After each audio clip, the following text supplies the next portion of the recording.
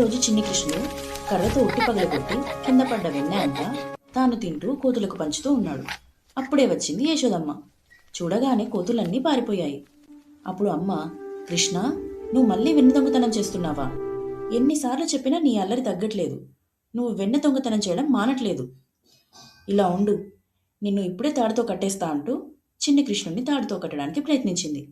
ఎన్నిసార్లు కట్టినా తాడు కొంచెం తక్కువ అవుతూ ఉంది. చివరికి చిన్ని కృష్ణుడు అమ్మ ప్రేమకు లొంగిపోయాడు. యశోద అమ్మ చిన్ని కృష్ణుణ్ణి తాడుతో గట్టిగా కట్టేసింది. కృష్ణ, ఇంక నువ్వు వెన్నె దొంగతనం చేయలేవు అని చెప్పి వెళ్ళిపోయింది. కాని కృష్ణుడు మాత్రం తన అమాయకమైన చిరునవ్వుతో మళ్ళీ చిలిపిగా నవ్వాడు. అతని కళ్ళల్లో ఏ భయమూ లేదు. అదే చిలిపితనం, అదే ప్రశాంతత. కట్టబడి ఉన్నప్పటికీ కృష్ణుడు మెల్లగా ఆ రోలును తనతో పాటు లాగుతూ ముందుకు కదలడం ప్రారంభించాడు. చిన్న చిన్న అడుగులు వేస్తూ ఇంటి బయటకు వెళ్ళాడు. అలా నడుస్తూ నడుస్తూ చాలా కాలంగా అక్కడే ఉన్న రెండు ఎత్తైన పెద్ద చెట్ల మధ్యలోకి చేరుకున్నాడు. ఆ రెండు చెట్ల మధ్యలోంచి ఆ రోలును చాలా బలంగా లాగాడు. ఒక్కసారిగా గట్టి శబ్దంతో ఆ రెండు భారీ చెట్లు నేలపై కూలిపోయాయి. ఆ కూలిన చెట్ల మధ్యలోంచి ఒక ప్రశాంతమైన వెలుగుతో ఇద్దరు దివ్య పురుషులు బయటకు వచ్చి చిన్న కృష్ణుడికి నమస్కరించారు. ఈ దివ్య పురుషులు ఎవరు? ఎందుకు శ్రీకృష్ణుడికి నమస్కరించారు? అసలు ఏం జరిగింది?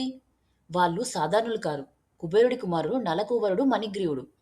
ఒకప్పుడు వారు దేవలోకంలో సంపద సుఖాలలో మునిగిపోయి అహంకారంతో జీవించేవారు. ఒకరోజు మహానుభావుడు నారద మహర్షి వారి దగ్గరకు వచ్చాడు. కాని అహంకారంలో మునిగి ఉన్న వాళ్ళు నారదుడిని గౌరవించలేదు. ఆ దృశ్యం చూసిన నారదుడు కోపంతో వృక్షాలుగా మారిపోండి అని శపించాడు. ఆ మాటలు విన్న వెంటనే వాళ్లకు తమ తప్పు అర్థమైంది. మహర్షి క్షమించండి అని వేడుకున్నారు.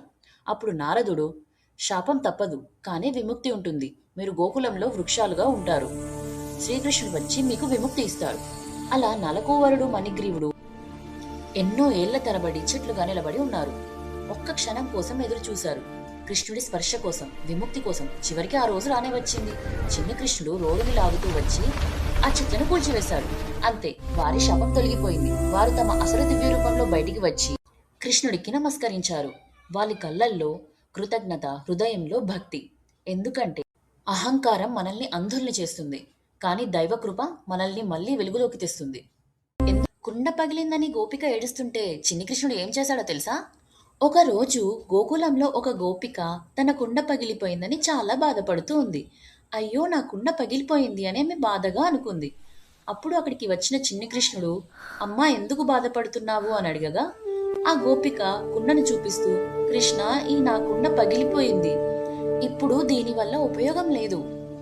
అది విన్న కృష్ణుడు నేల మీద ఉన్న తడిమట్టిని తీసుకుని ఆ పగిలిన కుండను జాగ్రత్తగా సరిచేయడం ప్రారంభించాడు. కొద్దిసేపటికి ఆ కుండ మళ్ళీ బాగైంది. కాని కృష్ణుడు అక్కడితో ఆగకుండా ఆ కుండపై చిన్న చిన్న పూలతో అందంగా అలంకరించాడు. అది చూసిన గోపిక ఆశ్చర్యపోయి చాలా ఆనందంతో, అయ్యో కృష్ణ, ఇది కొత్త కుండ కన్నా ఇంకా బాగుంది అనింది.